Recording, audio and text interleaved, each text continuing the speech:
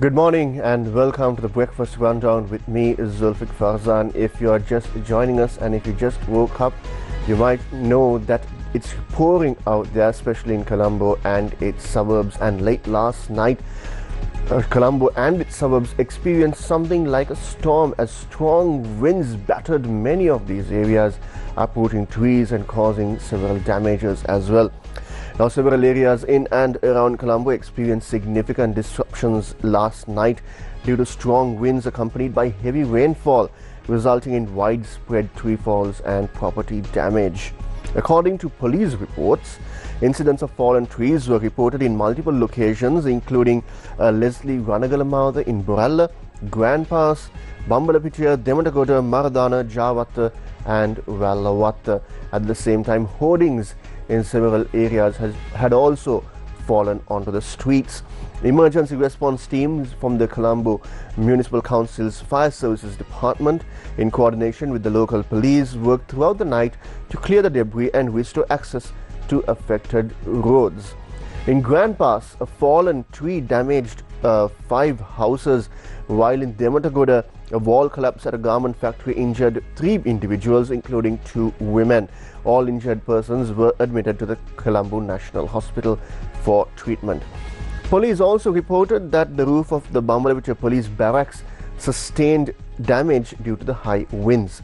Meanwhile, the railway control room confirmed that trees had fallen onto key railway lines, including the coastal line, the main line and the Kalani Valley line, also on the Putlam line as well. Now, clearing operations began last night itself, but delays in services on the main line, Kalani Valley line and Chilau line are likely to take place. Now, the Met Department has issued a weather advisory warning of intermittent showers and thunderstorms across several regions of Sri Lanka, particularly in the western, Sabaragamuwa, central and northwestern provinces, as well as in the Galle and Mathura districts. According to the advisory that was issued this morning, certain areas in the western and Sabaragamuwa provinces, along with Nuwara, Kandy, Galle and Mathura districts, may experience heavy rainfall exceeding 100 millimeters. Showers are also expected in parts of the North Central province and in the Mana and Hambantota districts. In addition to rainfall, strong winds are also forecast for several areas. Wind speeds of 50 to 60 kilometers per hour are likely on the western slopes of the Central Hills and in the northern, North Central, Northwestern, Hambantota and Trincomalee districts. Other parts of the island may experience strong gusts of around 30 to 40 kilometers per hour.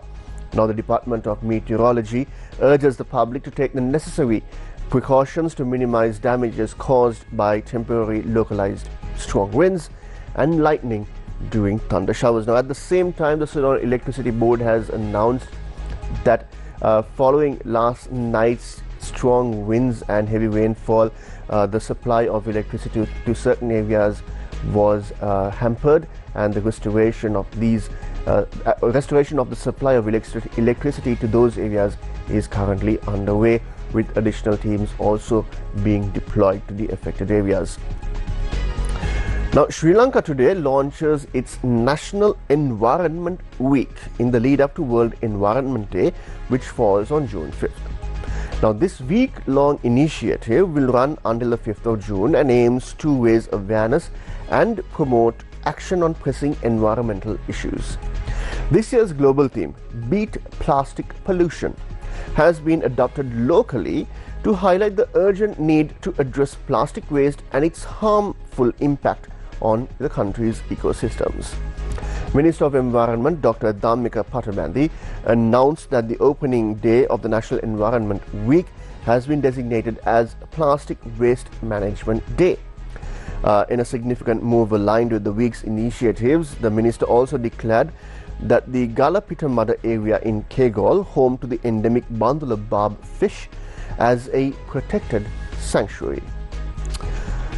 The strike launched by postal and telecommunication officers entered its second consecutive day, causing widespread disruption to services across the country.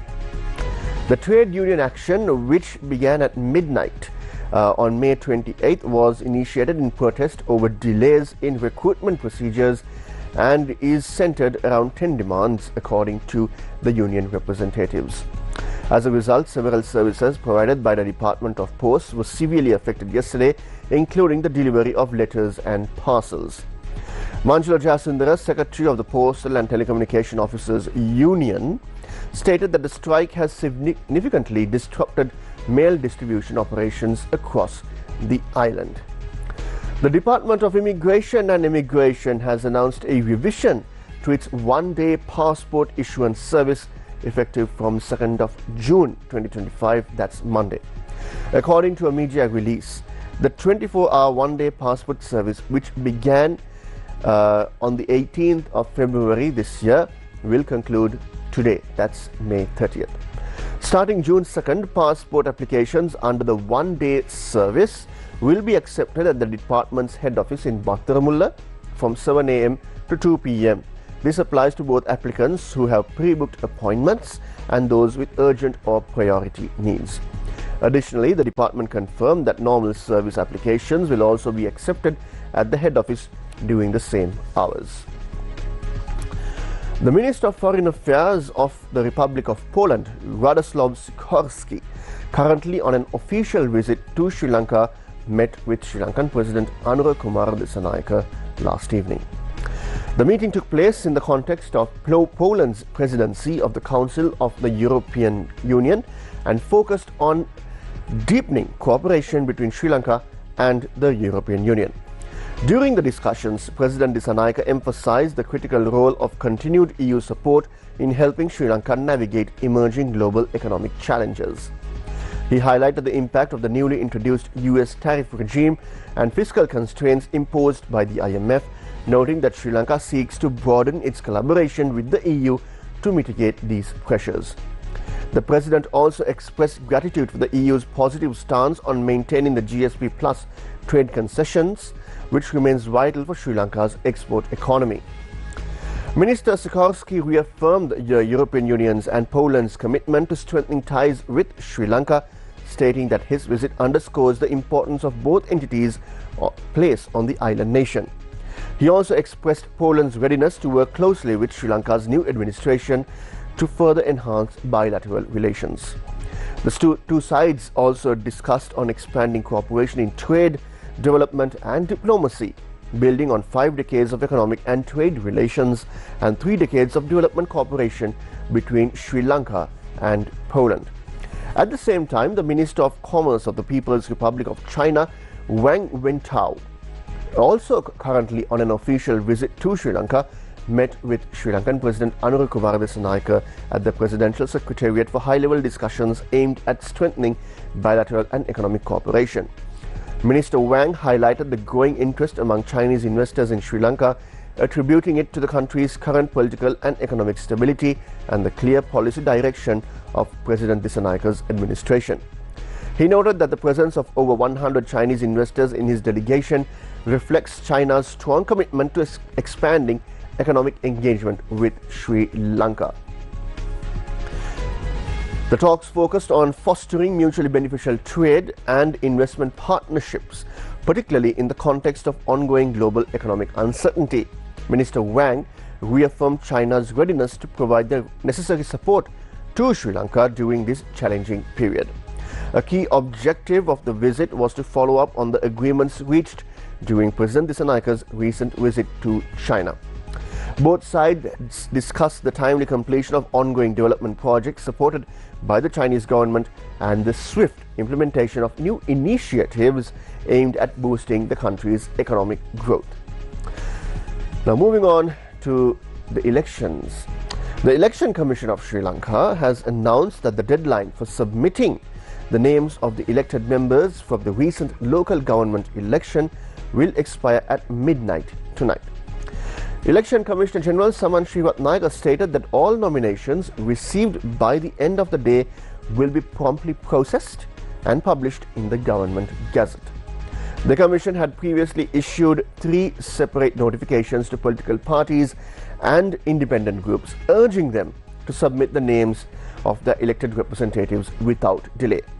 Now, this marks a crucial administrative step in finalizing the outcomes of the local government elections and enabling the newly elected members to officially assume their duties. Now, an interesting story from the court in Colombo. The Colombo Chief Magistrate Tanuja Lakmali yesterday ordered the remand of 3 suspects, including an assistant controller of the Department of Immigration and Immigration until June 5th. The suspects were arrested by the Criminal Investigations Department in connection with the alleged creation of a forged passport for an organized crime figure known as Kehel Badra Padme, who is reportedly hiding in Dubai. The suspects are accused of facilitating the issuance of a passport without the physical presence of the applicant. Investigators revealed that 2 photographers among the suspects had developed a software to digitally supply photographs to the Department of Immigration and Immigration, bypassing standard procedures. The court was informed that the suspects were involved in producing the passport for Kehel Badra Padme despite his absence. The CID also reported that 7 suspects have been identified in connection with the case, and efforts are underway to apprehend several more suspects. Computers and mobile phones seized from the suspects have been sent to the government analyst for forensic examination. Now, President's Counsel Sarah Jaiman, appearing on behalf of suspect Aruna Sampath Rupasinghe, the assistant controller, told the court that his client had previously been targeted by a group associated with Kehel Badra Padme, who attempted to harm him while in prison. A jailer had reportedly intervened to save his life. Considering the sensitive and complex nature of the investigation, the magistrate denied bail and ordered the suspects to be held in remand custody. The CID was instructed to complete the investigation within a week and submit a detailed report to court. Now, this is a developing story that we at Newsfirst are also following. Now, you might recall that several weeks ago a tragic accident took place in the central hills of Sri Lanka. The investigation report into the tragic bus accident in Nuwara Garandi area, which claimed the lives of 23 passengers, has been released, revealing that the driver had been operating the vehicle for an extended period without adequate rest. The accident occurred in the early hours of May 11 when a SLTB bus operating from Kataragama to Kurunagala veered off the Nuwara Kandy road and plunged into a precipice. In addition to the 23 fatalities, nearly 60 others sustained injuries. A 6-member inquiry panel conducted a thorough investigation, including on-site inspections and a technical examination of the bus at the Kotmale police station. According to the report, the driver had only taken a 15-minute break in the Valimata area, despite regulations requiring a minimum 30-minute rest after every 4.5 hours of continuous driving. At the time of the accident, the driver had reportedly been behind the wheel for over 6.5 hours without a break. The panel concluded that the driver had violated provisions of the Motor Traffic Act. However, the report says that it is emphasized that the driver alone should not bear responsibility for the tragedy. The report identified several contributing factors, including unauthorized roadside constructions along the route, poor road design and maintenance, and lapses in oversight by the Sri Lanka Transport Board. Now, following Donald Trump's imposition of tariffs almost over a month ago, reciprocal tariffs with its trade partners, global economic uncertainty prevailed. Now, thereafter, Donald Trump decided to give a 90-day grace period for all these countries to come and talk with the US, with their representatives, and negotiate on tariffs. Now, a federal appeals court in the US has paused Wednesday night's ruling from the Court of International Trade that blocked President Donald Trump's tariffs. The United States Court of Appeals for the Federal Circuit's ruling restores Trump's ability to levy tariffs using the emergency powers he declared earlier this year. The appeal court also ordered that both sides provide written arguments on the question of the blocking of Trump's tariffs to be filed by early next month. The pause adds to the confusion and uncertainty swirling around Trump's tariffs, which have been a key pillar of his economic policy. The Court of International Trade ruled that Trump did not have the authority under the International Emergency Economic Powers Act to impose sweeping tariffs. The Trump administration immediately appealed the decision, setting the course for a legal battle over the economic policy that Trump promises will refocus the American economy on manufacturing but could raise prices for small businesses and consumers. Now, the true ruling, halting the tariffs, then staying that decision, came in under 24 hours, a whirlwind that adds to the chaos around Trump's economic policy. And with that, we wrap up this week's edition of the Breakfast Rundown. Until I meet you again next week, take care and stay safe.